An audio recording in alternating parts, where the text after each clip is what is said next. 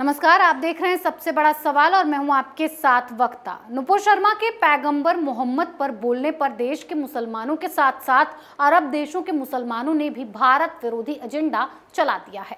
Social media पर fake news फैलाने में माहिर ये जिहादी गैंग, ये टूलकिट गैंग भारत को बदनाम करने का मौका नहीं छोड़ता है। पर इस बार सवाल बीजेपी के नेतृत्व पर उठ रहे हैं कि बीजेपी अरब देशों के आगे झुक गया। भाजपा के समर्थक इस बात से नाराज हैं कि पीएम मोदी इस टूलकिट गैंग के खिलाफ, भारत विरोधी एजेंडा चलाने वालों के खिलाफ एक्शन कब लेंगे। इसी पर चर्चा के लिए हमारे साथ मौजूद हैं कैपिटल टीवी की एग्जीक्यूटिव एडिटर तृप्ति श्रीवास्तव जी। तृप्ति जी, आपका बहुत बहुत स्वागत है। धन्यवाद। तृप्ति जी, ये साफ साफ देखा जा सकता है कि जिस तरह से ये भारत के खिलाफ एजेंडा चलाया जा रहा है, सोशल मीडिया भरा पड़ा है, लेकिन सबसे बड़ा सवाल ये है कि मोदी सरकार इन भारत विरोधी लोगों के खिलाफ एक्शन कब लेगी भी या नहीं लेगी।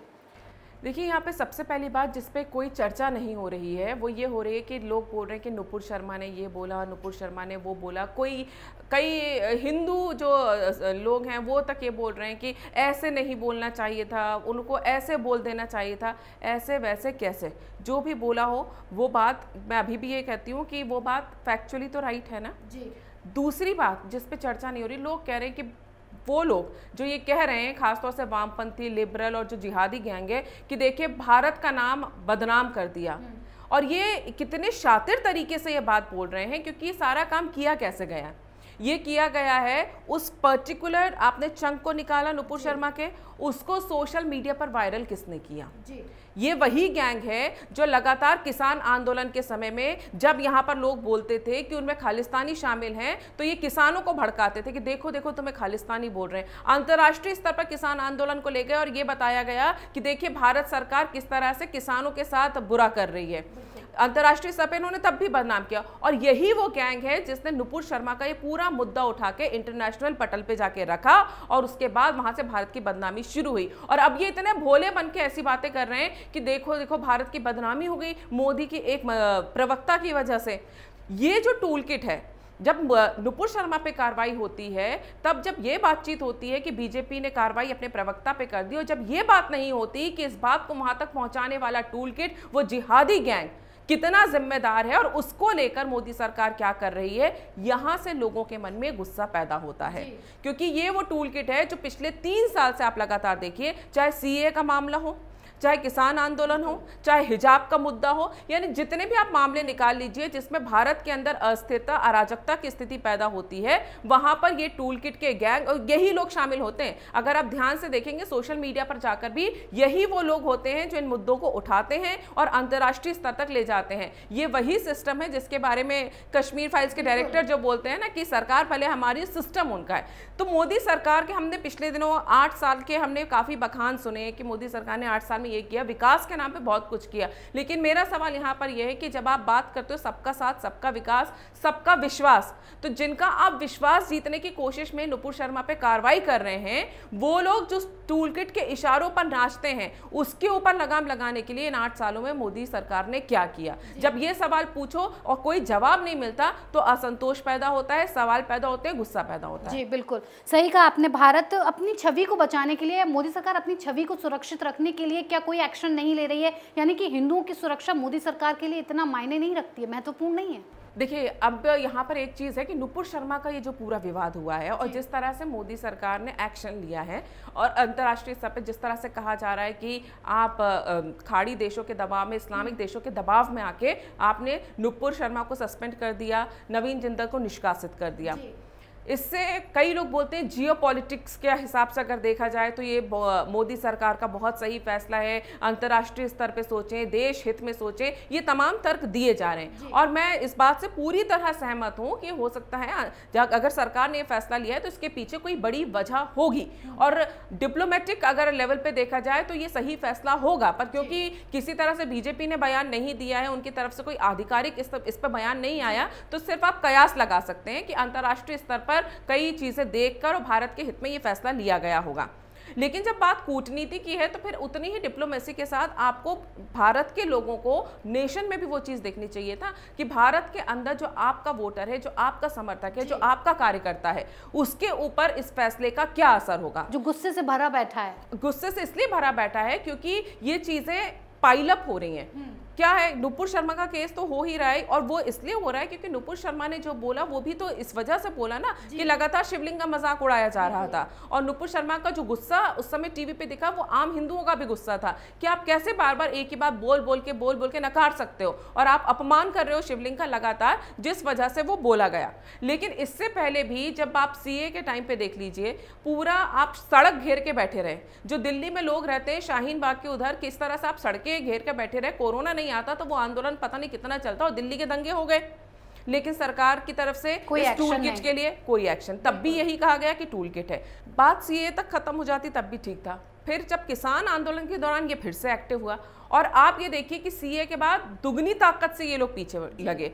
सीए में तो ये था कि आपने देश भर के मुसलमानों को भड़काया, आपने यूपी में, एमपी में, साउथ कर्नाटक में जगह जगह प्रदर्शन करवाए, और आपने शाहीन बाग बनाने की कोशिश की, जो कि एक तरह से कोरोना के चलते और दिल्ली दंगों की वजह से पॉसिबल नहीं हो पाया, पूरी तरह से सफल नहीं हो पाया, नहीं तो मुमकिन हो ही जाता। लेकिन जब किसान आंदोलन के समय में बात आई, आपने अंतर्राष्ट्रीय स्तर पर बेइज्जती करवाई। आपने उस पूरे मामले को, जो कि हर कोई जानता था कि वो जो बिल थे वो किसानों के हित में थे, ये बात जानते हुए भी। दूसरी बात, जो वहां पे खालिस्तानियों की मौजूदगी पे बात की जाती थी, तो ये टूल किट उन लोगों को बदनाम करता था जो खालिस्तानियों का नाम लेते थे। ये उनको गोदी मीडिया बोलते थे कि ये जानबूझकर पंजाब के किसानों को बदनाम करने के लिए खालिस्तान का नाम ले रहे। अब आज जब अरविंद केजरीवाल की वहां सरकार बन गई है, और जब वहां पर स्वर्ण मंदिर के बाहर ब्लू स्टार डे पर खालिस्तान के नारे लगते हैं समर्थन में, तब अब वही बात ये लोग समझ रहे हैं कि ये हो रहा है, क्योंकि वो दिखाई दे रहा था। अब ऐसा तो नहीं है कि भारत सरकार को ये चीजें नहीं पता हो, क्योंकि पत्रकारों से कहीं ज्यादा खुफिया एजेंसी और हमारी सुरक्षा एजेंसियां, उनको जानकारी होती है। आप तब चुप रहे, आपने किसान बिल वापस ले लिए। आपने उन सब लोगों को तब हताश किया जो लगातार आपके पक्ष में बोल रहे थे, सफाइयां दे रहे थे, किसान बिलों के समर्थन में खड़े थे, तो वहां पे लोग एकदम से शांत हो गए। हिजाब के मुद्दे पे आपने सीधे कोर्ट का रुख कर लिया, वहां समझ में आता पल्ला झाड़ लिया सरकार ने कि जो मामला है वो कोर्ट में होगा, लेकिन उसके बाद भी वो चुप नहीं हुए। अंतर्राष्ट्रीय स्तर पे कौन कौन से विदेशी वो एक्ट्रेस जिनका कोई लेना देना नहीं है भारत के, वो मलाला यूसुफजई, जो कि मुस्लिम लड़कियों के हित की बात करती है, वो हिजाब का समर्थन कर रही है। तब भी आपको समझ में आ रहा था कि ये टूल किट एक्टिव है, आपने तब भी कुछ नहीं किया। इसके अलावा जो बंगाल में चुनाव के बाद हिंदुओं के साथ हुआ, उसका गुस्सा भरा पड़ा था। और जब नुपुर शर्मा के मामले में, उस मुद्दे पर जिसमें कि नुपुर शर्मा का गुस्सा बहुत ही जायज था, और जिस तरह से उसने बोला वो गलत है सही है, ये तो बात ही नहीं उठती। वो बात ये है कि वो फैक्ट था, आपने बोला और आपने बिना कोई जांच किए अचानक रातों रात सुबह सस्पेंड कर दिया।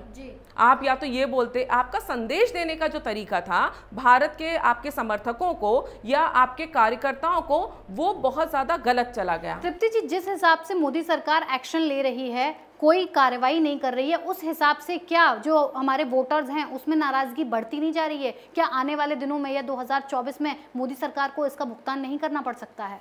देखिए, मोदी सरकार कोई कार्रवाई कर रही है या नहीं कर रही है, ये अभी इसलिए नहीं कहा जा सकता क्योंकि ये आने वाले दिनों में दिखाई देगा कि वाकई में जिस तरह का गुस्सा लोगों के मन में है, ऐसा तो है नहीं कि बीजेपी सरकार को ये दिखाई नहीं दे रहा होगा।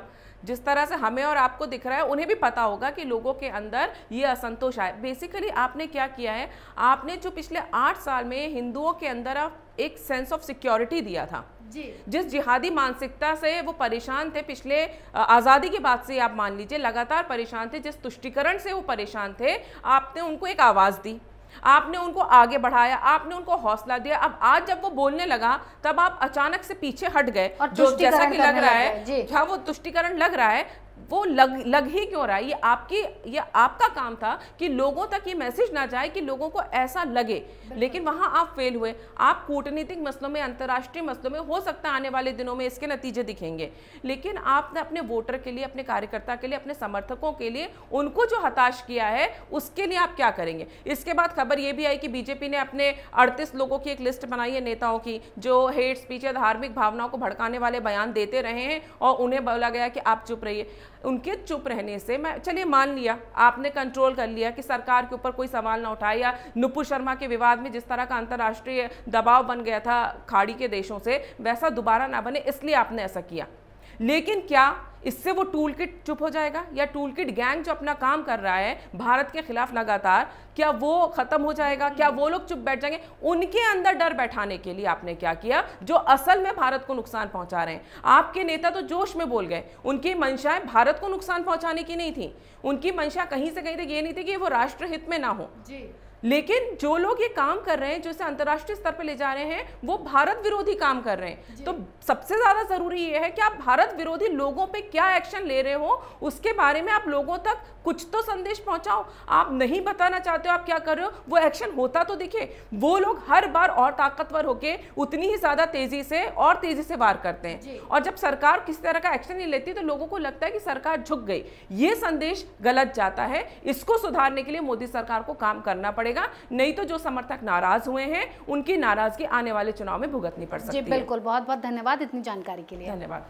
मोदी सरकार ने भले ही नुपुर शर्मा पर कार्रवाई करके ये जताया हो कि वो तुष्टीकरण की राजनीति नहीं करती है, लेकिन इस कार्रवाई के बाद भाजपा के कोर वोटर्स लगातार सवाल उठा रहे हैं कि हिंदू देवी देवताओं का अपमान करने वालों पर कोई कार्रवाई नहीं, लेकिन पैगंबर मोहम्मद के बारे में क्या कह दिया, बाप रे बाप, आसमान फट गया। और आप भी देख ही रहे हैं कि कैसे टूल किट गैंग अपने एजेंडे को कामयाब कर रहा है। इन पर मोदी सरकार का एक्शन कब होगा, या फिर सिर्फ हिंदुओं का पिसना ही जन्मसिद्ध अधिकार है, ऐसा दोहरा चरित्र सरकार कब तक दिखाएगी? सबसे बड़ा सवाल। मैं आज के लिए इतना ही। सारी अपडेट्स के लिए देखते रहिए कैपिटल टीवी। फिलहाल दीजिए इजाजत, नमस्कार।